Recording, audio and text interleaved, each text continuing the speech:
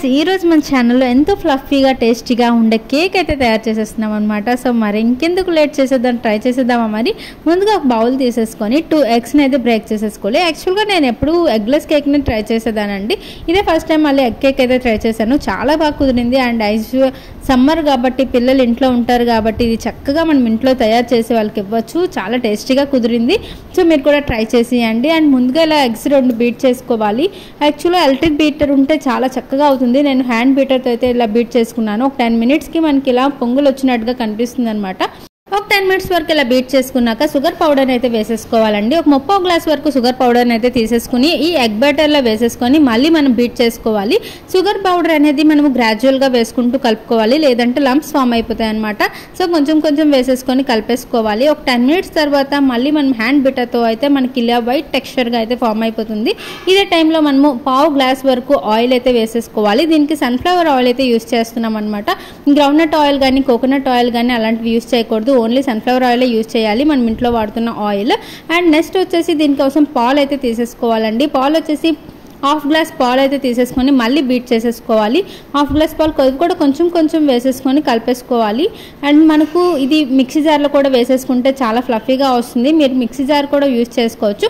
But నేను వచ్చేసి hand beater తోటి చేస్తున్నాను అనమాట. ఇలా బీట్ చేసేసుకున్నాక మనం వచ్చేసి జల్లెడ్ పెట్టించుకోవాలన్నమాట. ఆల్ పర్పస్ ఫ్లోర్ అయితే 1 గ్లాస్ వరకు ఆల్ పర్పస్ ఫ్లోర్ తీసుకోవాలి, అంటే మైదా అనమాట. ఇలా మైదా ఏమో జల్లెడ్లో వేసేసుకోవాలి. ఎందుకనంటే జల్లెడ్లో వేసేసుకుంటే మనకున్న ఏవైనా పార్టికల్స్ ఉంటే అందులో బయటకు వచ్చేస్తాయి అనమాట. సో ఇలా వచ్చేసిన తర్వాత 1 టేబుల్ స్పూన్ వరకు బేకింగ్ పౌడర్ వేసేసుకోవాలి. అండ్ 1/2 టేబుల్ స్పూన్ వరకు బేకింగ్ సోడా వేసేసుకొని అవి కూడా జల్లెడ్ పెట్టేసుకోవాలి. జల్లెడ్ పెట్టేసుకుంటే ఈ పార్టికల్స్ అన్ని బయటకు పోతాయి. తర్వాత వచ్చేసి మనం ఇవి గ్రాడ్యువల్గా కలిపేసుకోవాలి, స్లోగా కలుపుకోవాలండి.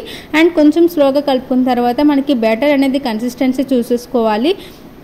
అండ్ నీట్గా మనం కలిపేసుకోవాలి. అండ్ మనము ఇదే దీంట్లో లంప్స్ లేకుండా నీట్గా బ్యాటర్ అనేది రిబ్బన్ ఫార్మేషన్ వచ్చినంత వరకు చూసేసుకోవాలి.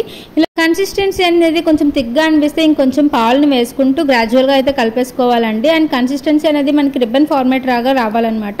తర్వాత ఇది కలిపేసుకున్న తర్వాత మనం ఒక ప్యాన్ తీసేసుకొని అందులో ఆయిల్ వేసేసుకోవాలి. మొత్తం అప్లై చేయాలి. టిన్ అంతా అప్లై చేసిన తర్వాత టిన్లో కొంచెం మైదా అయితే వేసేసుకొని మొత్తం ఈవెన్గా స్ప్రెడ్ చేసుకోవాలండి. పౌడర్ అంతా ఈవెన్గా స్ప్రెడ్ చేసేసుకుంటే మనకి కేక్ మాడకుండా ఉంటుంది అనమాట. అండ్ మీ దగ్గర కానీ బటర్ పేపర్ ఉంటే బటర్ పేపర్ అయినా పెట్టేసుకోవచ్చు. లేదు అని అన్నప్పుడు మనము పౌడర్ని ఇలాగ ఈవెన్గా స్ప్రెడ్ చేసేసుకుంటే సరిపోతుంది. ఇందులో మనం బ్యాటర్ అనేది వంపేసుకోవాలి. యాక్చువల్గా నా దగ్గర వెనిలా ఎసెన్స్ లేక నేను చాక్లెట్ అనేది సిరప్ని మెల్ట్ చేసేసుకొని చాక్లెట్ సిరప్ లాగా వేసేసాను అనమాట. 2 డైరీ మిల్క్ చాక్లెట్స్ని ఓవర్ బాయిలింగ్ మెథడ్లో అయితే నేను తీసేసుకొని ఇలా అయితే వేసేసుకున్నాను. ఎందుకంటే వెనిలా ఎసెన్స్ లేదు చాక్లెట్ ఫ్లేవర్ వస్తుంది అని చెప్పేసి వేసేసుకొని ఈ టిన్లో అయితే బ్యాటర్ అంతా వేసేసుకోవాలి. వేసేసుకొని మనం లంప్స్ లేకుండా ఉండడానికి కొంచెంసార్లు 2 సార్లు ట్యాప్ ఇలా చేసిన తర్వాత మనము ఇందులో మీకు ఇది వచ్చేసి ఆప్షనల్ అండి. జీడిపప్పు అనేది ఆప్షనల్. మధ్య మధ్యలో తగిలితే బాగుంటుంది కదా అని చెప్పేసి నేనైతే జీడిపప్పు పలుకులు అయితే వేసేసాను అనమాట. నేను పక్కన గ్యాస్ వచ్చేసి ఒక 15 మినిట్స్ వరకు ప్రీ హీట్ చేసుకున్నాను.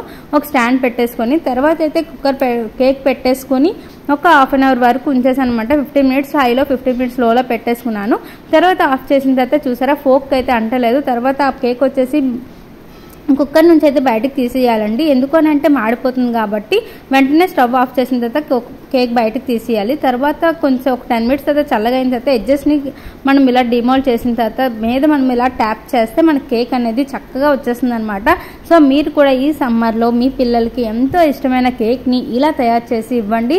చాలా ఆనందపడతారు, చాలా హ్యాపీగా ఫీల్ అవుతారు. ఇది కూడా చాలా ఫ్లఫీగా టేస్టీగా వచ్చింది.